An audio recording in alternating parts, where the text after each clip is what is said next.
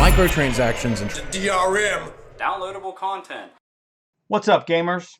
Welcome to the Lawful Gamer. My name is Kevin, and well, you saw the title of this video. Let's just jump right into it. So Bethesda announced Fallout First, which is associated with Fallout 76. I'm pretty sure most of you are aware of this now. What's included with Fallout First? Membership benefits, private world, scrap box, survival tent, atoms, ranger armor outfit, icons, and emotes pack.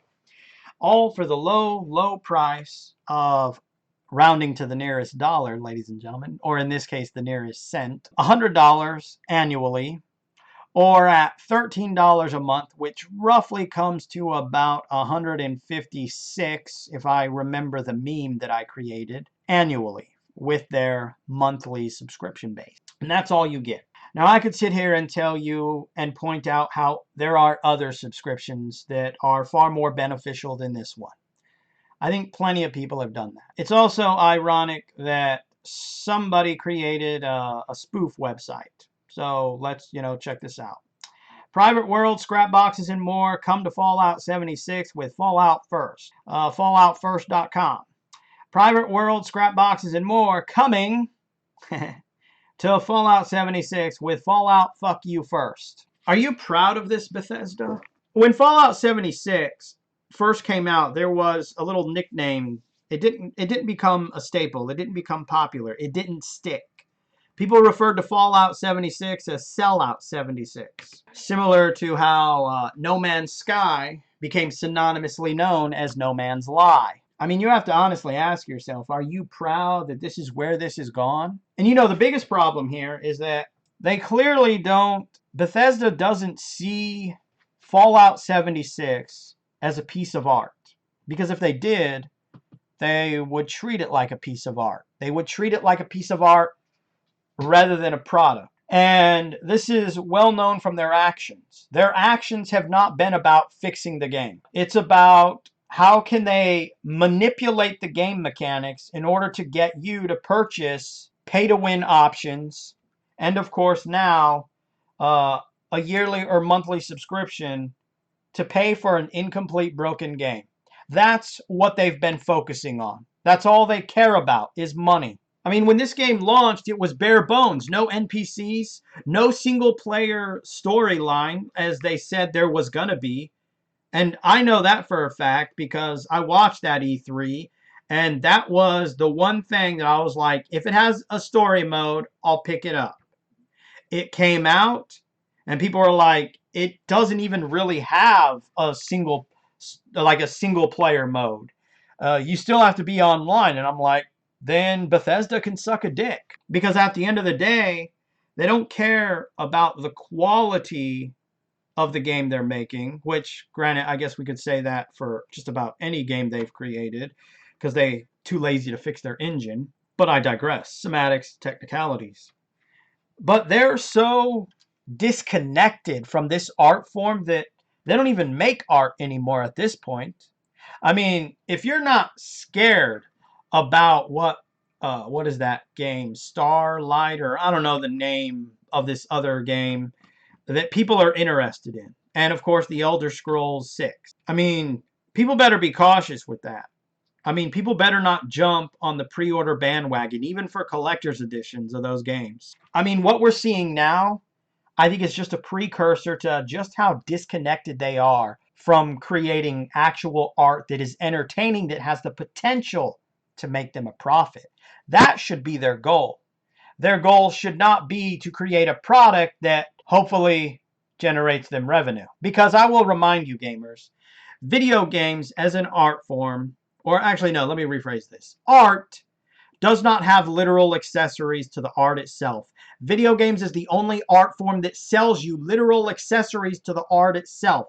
It's also one of the only that willfully will sell you incomplete and broken art. Tell me, how many books have you purchased in the last 50 fucking years where the book was incomplete because there was a chapter that was left out? Well, anyway, this ended up garnering them some attention. They did not secure the domain name referred to as FalloutFirst.com, which, isn't inherently surprising. But here's a little nugget for you. Bethesda owns Bethesda.net, and they also own BethesdaGameStudios.com. Let's take a gander at these other tabs here. Here we have BethesdaStudio.net. We also have BethesdaStudios.net, and I think this is the more damaging one because it's so close to this one, BethesdaGameStudios.com, and that is BethesdaGameStudios.net. Makes me wonder if we're going to be seeing maybe just one or a few other websites that basically mock Bethesda, all because of this and how they have treated not just Fallout 76, but even you, the fan base. You're no longer a fan. You're a consumer, by the way. You're nothing but a credit card. Their job now is not to actually try and fix Fallout 76. When they have their meetings, it's now how can they rip you off? How can they steal your money? They first did this by saying cosmetics only, and then of course they added the repair kits and some other things. And then of course just recently they were like, oh, by the way, you remember that promise we made back in yonder day? Well, according to our data, people want to pay for pay-to-win microtransactions. So we're going to be implementing some more of those. And of course, let's not forget, we've set in our board, instead of actually trying to figure out how to fix this game, we've told our developers to really just kind of work on these pay mechanics instead of actually fixing the stuff that's wrong with the game in the first place. It honestly makes me wonder if that's why they had to delay Wastelanders, because the developers were too busy working on this Fallout First update. And, I can't really tell you what's more disheartening is that Bethesda continues to follow in the footsteps of a company like Electronic Arts, Activision, or the fact that there are gamers that have actually went out and purchased this. And there's even gamers defending it. So I'm gonna say this right here, right now. For anyone that's defending this game, fuck you. There is no sound argument or rebuttal that you could give that justifies this. There isn't. You see, the difference between me and you is I look at the longevity of Fallout 76.